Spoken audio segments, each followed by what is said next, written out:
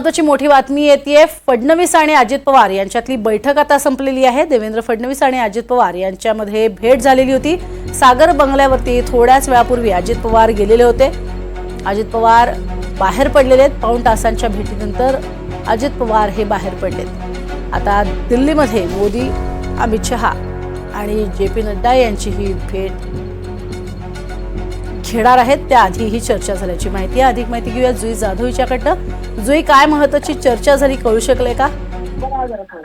अगदीच आपण पाहतोय प्रज्ञा, काही वेळापूर्वीच उपमुख्यमंत्री अजित पवार हे सागर बंगल्यावरून बाहेर पडले आहेत मुख्यमंत्री देवेंद्र फडणवीसांची भेट घेऊन। आज तीनही नेते दिल्लीला जाणार असल्याची माहिती मिळते। दुपारपर्यंत तिन्ही नेते दिल्लीसाठी रवाना होतील।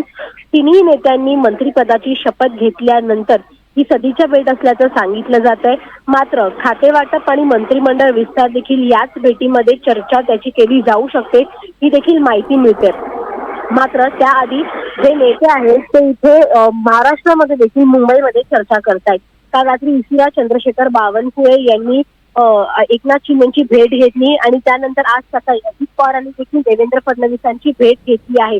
त्यामुळे जो गुंता अजूनही खातेवाटपाच्या संदर्भात आहे, जे नाराजी नाते अजूनही कायम आहे एकनाथ शिंदे यांच्या मनातलं, ते कसं दूर करायचं येत्या 2 दिवसांमध्ये याच्यासाठी सगळी तयारी केली जाते आणि खातेवाटप कसं सुरळीत केलं जावं यासाठी सगळ्या हालचाली सुरू केल्या आहेत।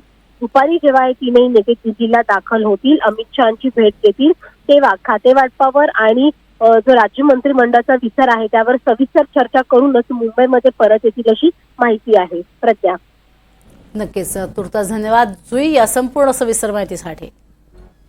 तर तब्बल पाऊण तास चर्चा झालेली आहे। देवेंद्र फडणवीस आणि अजित पवार यांच्यामध्ये बैठक सध्या संपलेली आहे आणि थोड्याच वेळात हे तिघेही जण दिल्लीत जाणार अशी ही माहिती आहे।